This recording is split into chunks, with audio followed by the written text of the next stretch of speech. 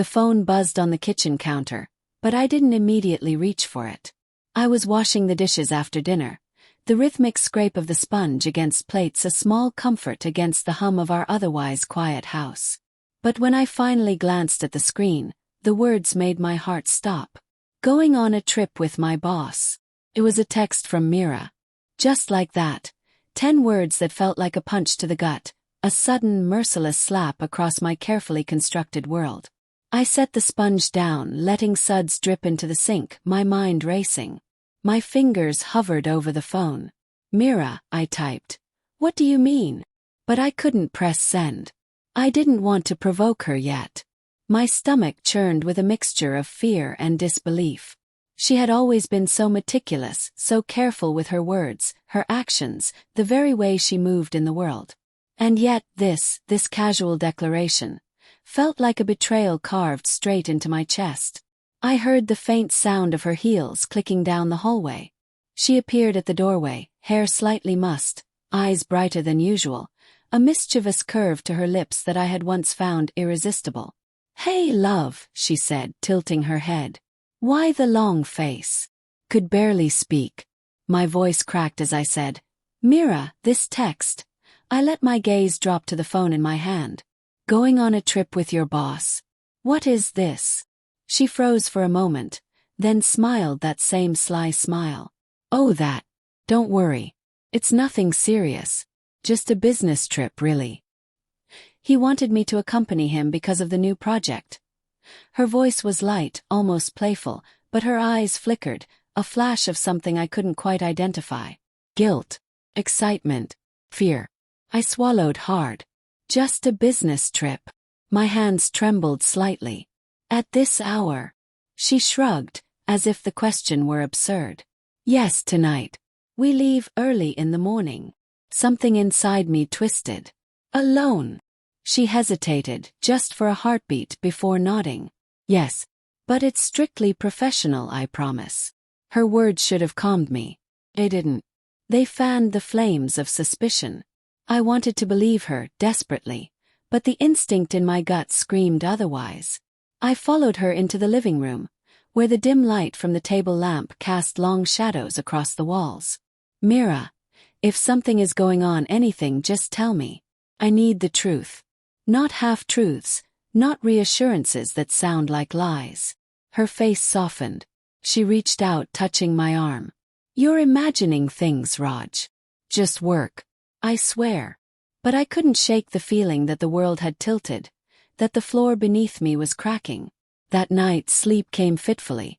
Every creak of the house, every flicker of the streetlight outside the window, set my heart racing. The next morning, Mira kissed me lightly on the cheek, her suitcase by the door. "I'll call when I get there," she said. And just like that, she was gone. I tried to focus on work, on errands, on anything that could distract me. But the text haunted me. Going on a trip with my boss. 10 words that refused to leave my mind.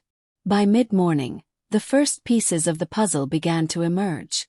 An accidental glance at her email account on her laptop, left unlocked as she sometimes did, revealed a string of messages that made my stomach knot painfully. "Looking forward to seeing you tonight," one read. "I can't wait for us to be alone," another. And then, heart-stoppingly, the itinerary for the trip, with details that suggested more than just business meetings. Flights, hotels, and reservations for two. Two, not one. I sank into the chair, chest tight, eyes stinging. I felt dizzy, as if the ground beneath me had disappeared. The betrayal wasn't just a thought anymore. It was concrete, undeniable. Mira, the woman I had trusted with my heart, my home, my everything, was planning to be with someone else. My wife, my partner, was leaving me for another man. I didn't know what to do. Anger, despair, and disbelief warred within me. I called her, my hands shaking. She picked up almost immediately, her voice sweet, casual. "Raj, I was just about to text you." I couldn't even speak. My throat felt clogged. Finally I managed. "Mira, why?" She sighed, a sound that somehow made my blood boil. "Raj, I didn't mean to hurt you. But it just happened. We connected and it felt right. I couldn't ignore it. The words were like knives, slicing through every part of me. My mind screamed, my heart ached, and yet, I couldn't stop listening. I can't believe this, I whispered, voice barely audible. After everything, after 10 years. She hesitated. I know. Sorry. I never wanted it to go this far. But, the line went dead. I felt hollow, as if someone had ripped out the center of my being. And then, almost instinctively, I grabbed my car keys. I needed to see for myself. I needed to confront her before the trip began. Her destination wasn't far, a quiet boutique hotel on the outskirts of the city. I arrived under the pretense of checking in as a guest, pretending to be someone else. The lobby was deserted, the air thick with the scent of flowers and polished wood. And then I saw them, Mira and her boss, laughing close, arms brushing. The intimacy was subtle, yet undeniable. My chest tightened, tears stinging my eyes. I wanted to scream, to run, to do something, but my legs felt heavy, as if cemented to the floor. And then it happened. Her phone rang, my number flashing across the screen. She picked it up, and I heard her voice, full of warmth and affection. Not for me, but for the man beside her. I didn't stay to hear more. I left silently, feeling as if my entire life had been stripped away in those 10 minutes of revelation.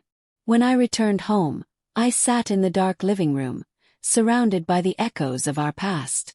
Pictures of us, smiling, frozen in happier times, mocked me silently.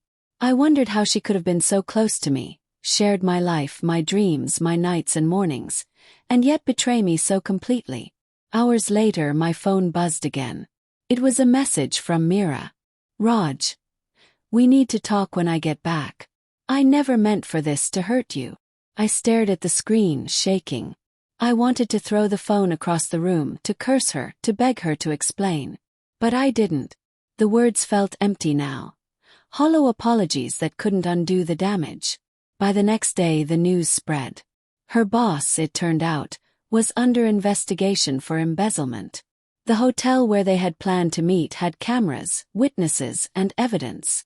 10 minutes after her initial text, the one that had shattered my world, her life began unraveling. She was fired, humiliated, exposed. The man she had run after was arrested. And suddenly, the betrayal that had felt unstoppable was met with the harshest consequences. I watched the news from the living room, a bitter mixture of relief and sorrow filling me. Relief that justice, of a sort, had been served.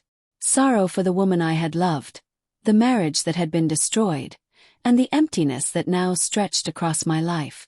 When she returned, it wasn't to apologize. She was broken, yes, but also defiant in a way that frightened me. I looked at her, the woman who had once been my world, and saw someone I barely recognized. I never wanted it to end like this, she said softly. I nodded, unable to trust my voice. Neither did I admitted.